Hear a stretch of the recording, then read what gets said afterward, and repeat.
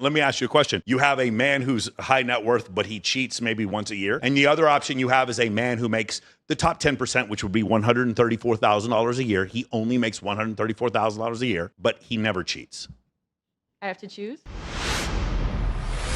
The male loser epidemic has gotten so bad that it's honestly so pathetic at this point. Like, why do you think you're lonely? You're lonely because we don't want to be with you, because look at how pathetic you are. I posted a video talking about my standards and what I expect of men, which is basically just basic decency. You got to be consistent, you got to communicate, you got to make straight up plans. I'm not just hanging out with you. It's got to be at a nice restaurant, and on the second day I will ask you for a gift, and I'm not telling you what to buy me, but I want to see your creativity. I want to see how you court me. I have standards. I also date high net worth individuals because that's my circle. That's who I hang out with. That's who I am. I make a lot of money, so I'm going to hang out with people who also make a lot of money, because it's about the mindset, because we're always trying to work on each other. And these men went crazy in the comments. It's like, oh, like you're 6 at best. Like, I don't care what you think of me, because the men in my life, the men that I date, the men that I hang out with, actually think that it's wonderful that I am achieving so much in my life. They think it's wonderful, and actually help me set higher standards for the men in my life that are walking into my life. They teach me how to think. They teach me how to carry myself in the world. They teach me about men like you and how to stay away from them. So I think it's just ridiculous that these ass losers are sitting there. You don't have anything to offer. You are what we're all running away from. I only date high net worth individuals. I know a lot of really classy women who are going to end up dating high net worth individuals just on accident. They aren't looking for it specifically. Her saying that, I'm steering clear. No offense to her. I'm not calling her a 5. I'm not doing anything. She's a pretty girl. I'm just saying, as soon as I hear I only date high net worth individuals, my first thought is here's a problem. Orion Taraban says it in a really great way. He says all relationships are transactional, every single one. Even the relationship between you and your mother is transactional.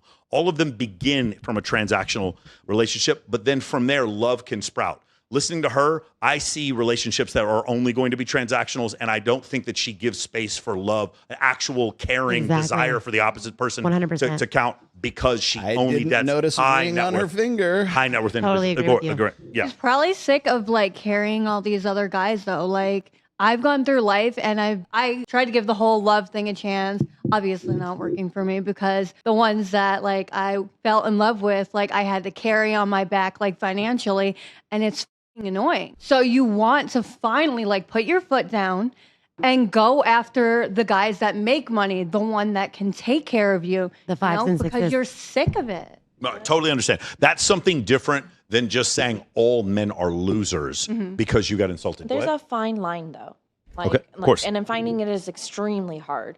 And just going through so much that I've gone through with the whole love path. I find myself looking for both, but again, it's kind of impossible.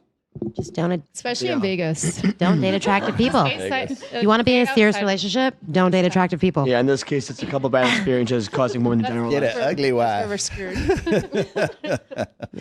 How old do you think that girl was? Guys, 20? 29? 20s, yeah. No, I bet you. She said she makes a lot of money, so I don't know. Maybe either she makes it as an influencer. That was my next question. If she's like a remote closer, I bet she's early 30s, but I don't know. I mean, she doesn't look like it, but I would guess. What do you think she did? Because she was like all popping off about how she's like, I make a lot of money. Blah, blah, blah. I'm like, oh, do I? Literally just I don't know. complain. Like, That could be remember her you thing. talking about like how you have all these friends in Vegas, and you don't know what they do. Yeah. And you're like, how do you have all this money? You know, like I would ask the same question. Like, She talks about men on the internet. yeah, I'm like, how do you Gets like people to make talk money? about her. Like, Right is here. she on OnlyFans? What is she doing that's generating revenue for her? Yeah, but it she doesn't- never mentions it though. But she's It doesn't a high net worth doesn't- individual, I'm so a high that net worth means real estate moguls want to hang out with her. That could be because she just she only works at the dates Bob House. very, very rich sugar daddies too. I cannot wait to see when she's like starts dating like some club promoter. It's funny. It just like- always happens I this love way. it. I love- Every single time. I It's love not it pretty. when people like come up with like new euphemisms to like explain like what the. To me, this what is a it you do? controversial creator. Like, you're not, you are, but you're not going to bash women. You're like, No, hey, I'm I'm not gonna- helping men treat you better. Yeah. You know, like that's The problem for me, though, is because I try to do it in such a dispassionate way and I try to do it with facts, and so does Rolo, it hurts even more to a lot of I people. love your statistics. They're so cool. Yeah, but the statistics don't agree with you. It's not me and my opinion that insults you. It is now the University of New Mexico, the University of Texas. It's now Southwestern University, the Royal Society. Now they're the ones disagreeing with you, and you're like, what do I do? Like, I don't know how to disagree with that. And here's the other part. When I criticize the other side, like for instance, men who have higher serum testosterone are more likely to cheat. There's data on this. Whenever I do this, because men are so used to being criticized, none of them are offended by this. If I looked at all the guys that are watching this right now, if I were to say, if you're a guy and you have 600 partners before you get married, you're probably not likely to be happy in your marriage. Most guys will be like, yeah, that sounds right. Yeah. They're not going to be like, you, Michael. I can't believe that. You're telling me you're calling me a hoe. You're calling me ran through. I'm a man. I can't believe you would insult me. Men, we just don't, because we are constantly told no, we just have such a thick skin. I mean, if you've ever been in like a male-dominated meme chat and just seen how horrible the memes are, we are, because of that, we are so thick-skinned. We're always told what we can't afford, how much we can't bench, what girl doesn't want to date us, because we're always being told no. That's why I love this show. Is like women really need to appreciate men more. Like seriously, that's why I feel like you're just showing us how to. And you know, and they absolutely need to earn. I'm going to totally disagree with you. Like I feel like men have it so hard in this. Call the Powerhouse Gym. I'm just going to have to disagree. I'm sorry. Yeah. Anyway, just you're going back to saying because men are you. Show is about because men are so used to being told no. When I tell men, hey, if you have a high body count, it's probably going to hurt your marriage. None of them are offended. But if you tell that to women, your YouTube gets ratioed. You get kicked off of different platforms. You get told that you're a hater. You get reported by hundreds of people from the same exact data set. Yes. How crazy basically is that? saying men have been hated on since day one. So that's why I feel like what? You know, we're not hated on from birth. Like men are constantly no. We are not. We're said yes.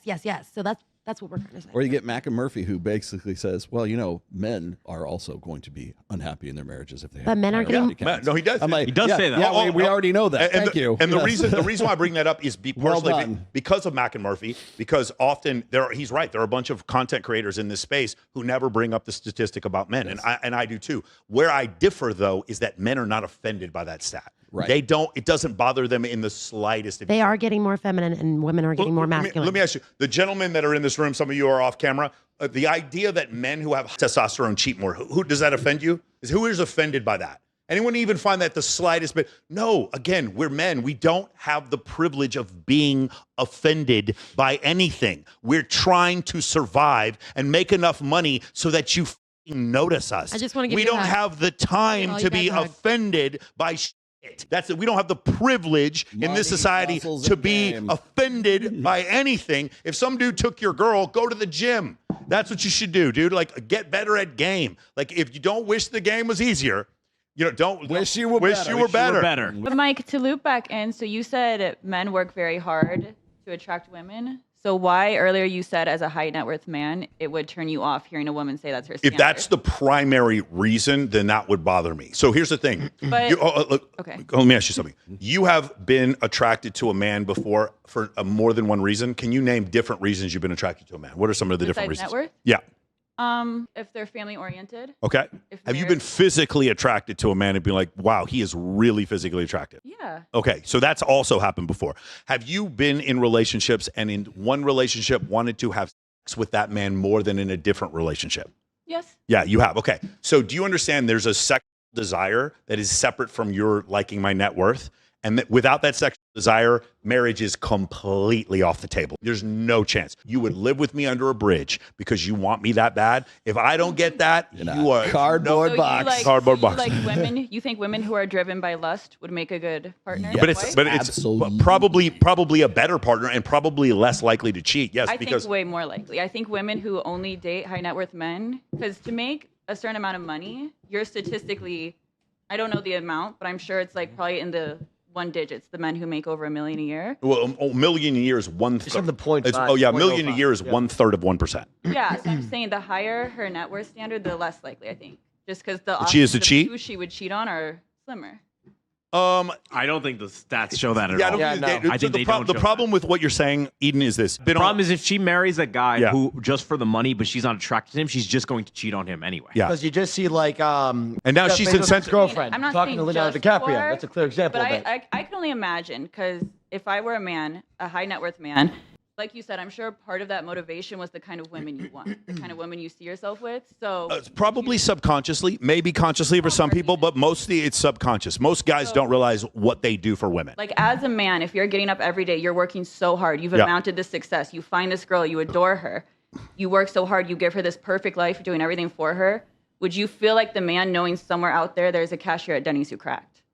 A cashier or Denny's cashier. What are we talking about? Denny's who got her. If you're dating a woman who doesn't have like a standard of a successful man, and you're breaking your back for her and loving her, and you know there's a loser out there who her, yeah, does that make you feel like the man? No, of course not, Eden. But you'd still stay with her because 80% of divorces are initiated by women. So dudes get cheated on by women and they stay. Dudes get disrespected by women and they stay. Women spend all their money and these men stay. That's not the issue with when it comes to the whole cheating thing. I absolutely agree. Men are more likely to cheat if they've had more sexual partners before they're married, but they're not more likely to file for divorce. Women are 3 or 4 times more likely. That's the difference. That's the part that I'm trying to say. Like, we as men, we just have to have thicker skin in every walk of our life. Again, if I joined the military and somebody who like made fun of me and I was like, so Major, do you understand what they would do to me in the U.S. military? You get made fun of. You have to have a thick skin. You do. And so we do not have the privilege as men to be offended by anything. Go ahead. I really have to say this. So you said something that kind of struck a chord about having to be sexually attracted to someone. I don't know. The older I get, like, you could still be really hot, and I'm just looking at you like. How much money would you pay in taxes last year? It's not even necessarily that. Like, show me your 401k. What value do you add to my life to make my life easier? Like, do you possess the things that I already? I can teach you how to host a podcast. 100%. Yeah. Like, you could be. I can teach you how to host a podcast. I teach you how to host. I teach you how to shoot free throws. There are guys out there that I'm like, you're really hot, but. What do you do for me? Every supermodel and actor I've ever met. Do I have a problem if a girl would prefer to be with a wealthier man? If I had a daughter, I would prefer her to be with a wealthier man. That's not my issue.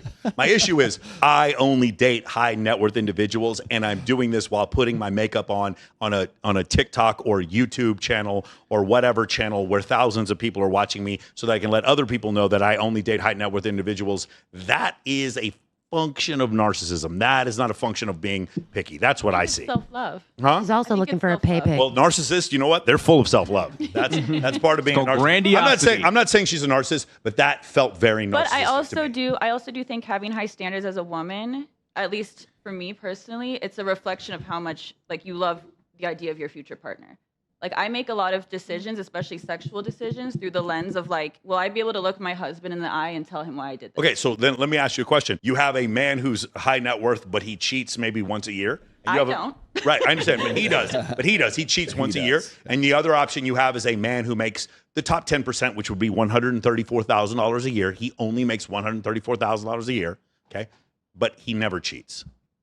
I have to choose? Yeah. Well, I'm going to choose the cheater because then I get 70% in the divorce.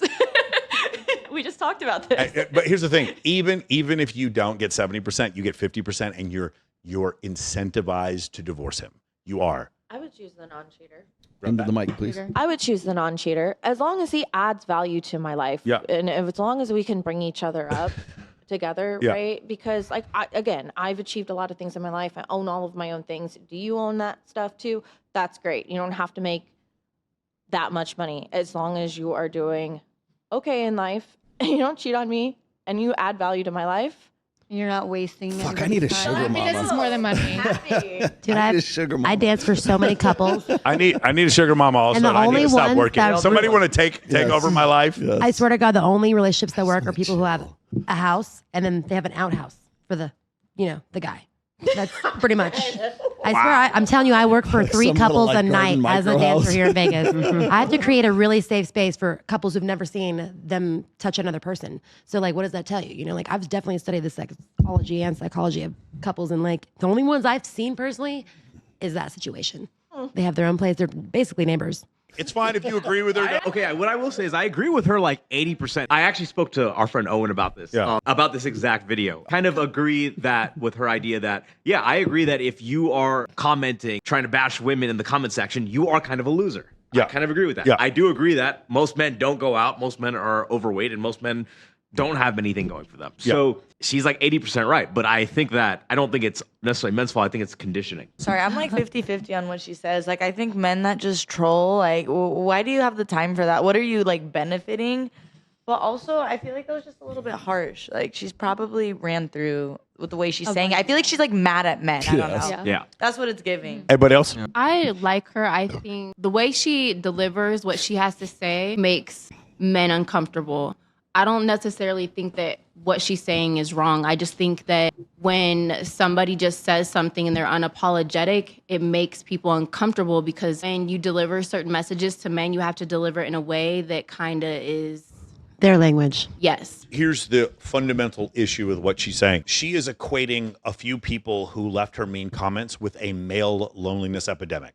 In her mind, they are equivalent, and she doesn't understand the amount of men taking their own lives, after they're 40, they're divorced. These were good men who are not leaving YouTube comments, and they're taking their lives at a very, very high rate. A lot of them are reporting not having friends. It has a lot to do with social media, and it has to do with the realistic or unrealistic expectations of women. I mean, I think if you're pretty enough, you can have whatever expectations that you want of women they're putting on men, which is also leading to additional loneliness. And what's happened is very similar to somebody who grows up. I'm going to say this as a Hispanic person.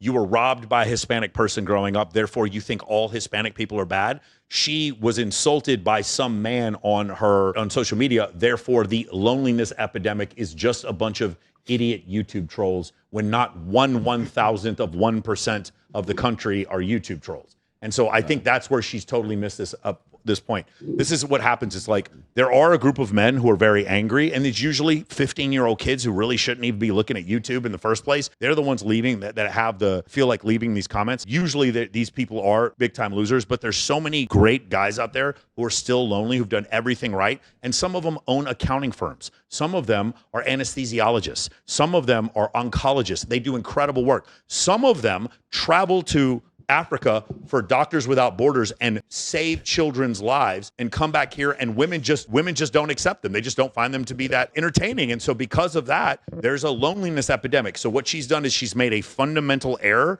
in thinking that the guys who listen, I get trolled. I promise you, I get trolled more than her. I promise you, I do. Oh, I guarantee you, I get trolled. I promise you, the two of us get trolled by the same you. people more than she does. But I understand what's going on, and the reason why, in part, because I have a coaching business, and I know from the guys in my coaching business and the guys who are trolls, they have nothing to do with each other. The guys who come in, or the guys who read his book, they want to uplift themselves. They want to succeed. They want to get better. Okay.